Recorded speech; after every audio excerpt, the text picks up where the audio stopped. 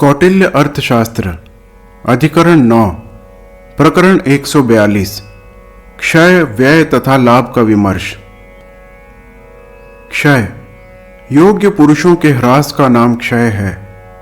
व्यय हिरण्य तथा धान्य के ह्रास का नाम व्यय है। शत्रु पर तभी आक्रमण करे जबकि क्षय तथा व्यय की अपेक्षा लाभ अधिक देखे। आदेय, प्रत्यादेय, प्रसादक, कोपक, ह्रस्व काल, तनुक्षय, अल्प व्यय, महान, वृद्धयुदय, कल्प, धर्म, पुरोग इत्यादि लाभ की विशेषताएं हैं।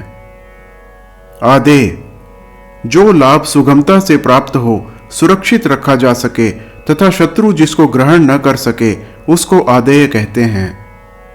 प्रत्यादेय आदेय से विपरीत लाभ का नाम ही प्रत्यादेय है।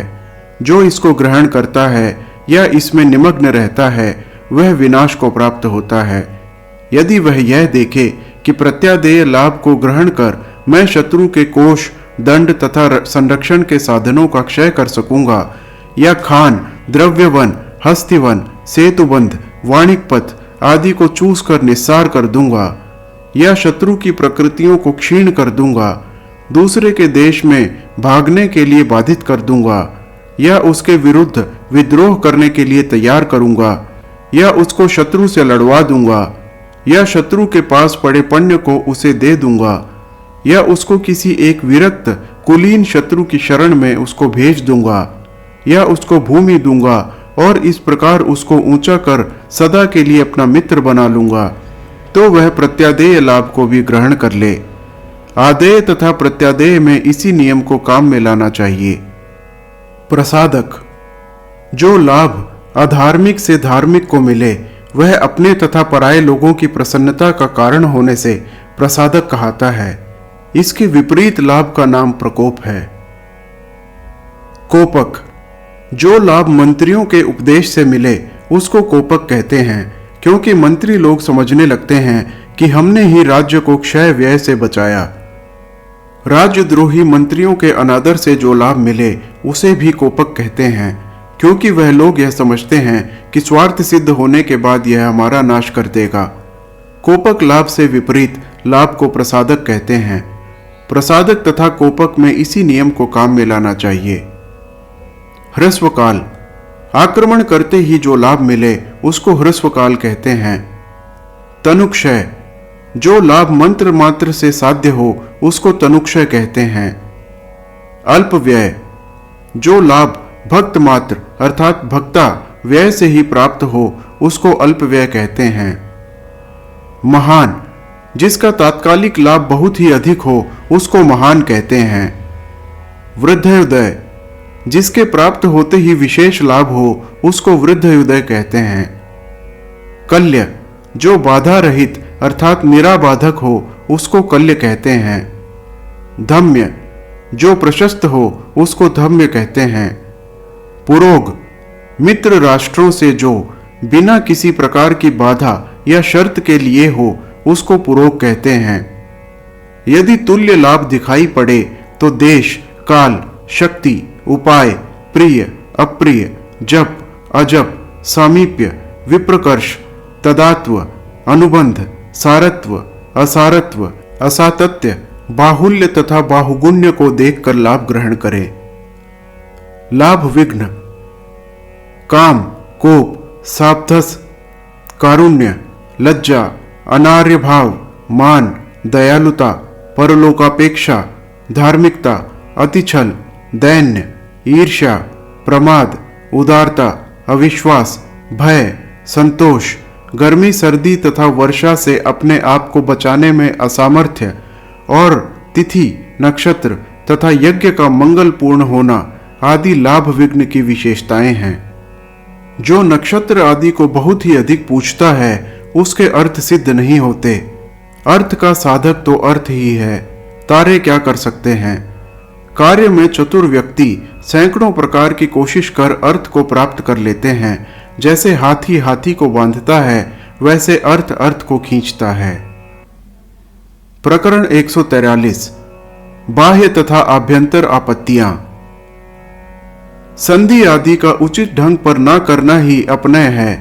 इससे बहुत प्रकार की विपत्तियां उपस्थित हो जाती हैं।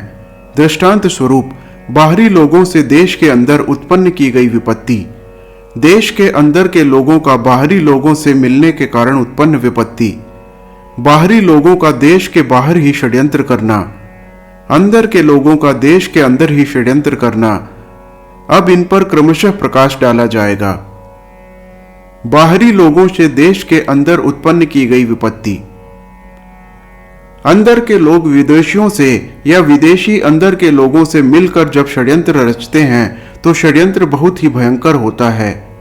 जो लोग इसके बीच में होते हैं वह किसी न किसी प्रकार का बहाना बनाकर बच जाते हैं, परंतु जो षड्यंत्र के अनुसार काम करते हैं या उसमें पूर्ण रूप से सम्मिलित होते हैं वह नहीं बचते। उनको एक बार यदि दबा दिया जाए तो फिर दूसरों को ऐसी हिम्मत नहीं होती। बाहरी अंदरूनी लोगों से तथा अंदरूनी लोग बाहरी लोगों से षड्यंत्र नहीं रचते। बाहरी लोगों की संपूर्ण कोशिशों के निष्फल होने से राजा की शक्ति तथा समृद्धि बढ़ जाती है।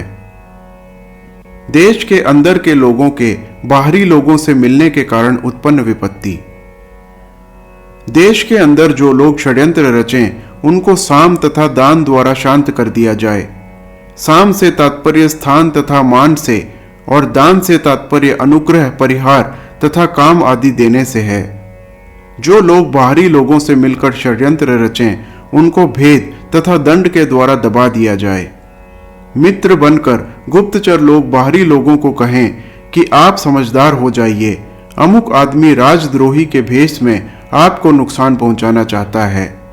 इसी प्रकार राजद्रोही का भेष बनाए हुए गुप्तचर राजद्रोहियों को बाहरी लोगों से या बाहरी लोगों को राजद्रोहियों से फाड़ दें।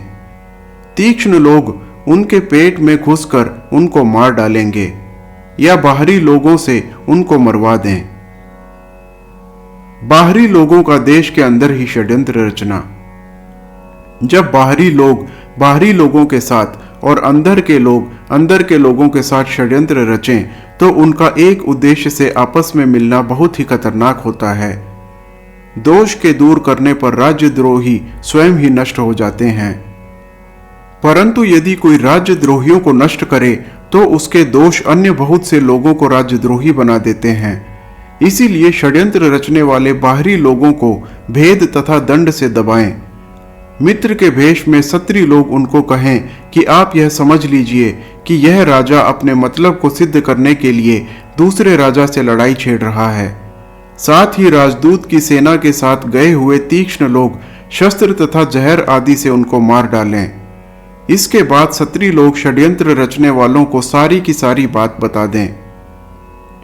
अंदर के लोगों का देश के अंदर ही षड्यंत्र रचना, ऐसे लोगों का उचित उपाय किया जाए। जो लोग असंतुष्ट हों या संतुष्ट मालूम पड़ें उनके साथ साम उपाय का प्रयोग किया जाए या दान उपाय के अनुसार उनका आदर सत्कार किया जाए और उनको कहा जाए कि तुम्हारी राजभक्ति देखकर या तुम्हारे सुख दुख का ख्याल रखकर ही ऐसा किया गया है। या मित्र के भेष में गुप्तचर उनसे कहें कि राजा तुम्हारे हृदय की बात जानना चाहता है, अतः तुम उसको आदि से अंत तक अपने दिल की बात कह दो। या उनको यह कहकर आपस में फाड़ दें कि तुम्हारा अमुक साथी राजा के साथ अंदर ही अंदर मिला हुआ है। दंड कर्मिक प्रकरण में विधान में किए गए दंडों के अनुसार ही उन लोगों को दंड दिया जाए जो आपस में फट गए हों। इन चारों प्रकार की आपत्तियों में पहले अंदरूनी आपत्ति का ही उपाय करना चाहिए। घर को सांप की तरह देश के अंदर के लोगों का विद्रोह शत्रु के आक्रमण से कहीं अधिक भयंकर है। इस पर पूर्व में ही प्रकाश डाला जा चुका है।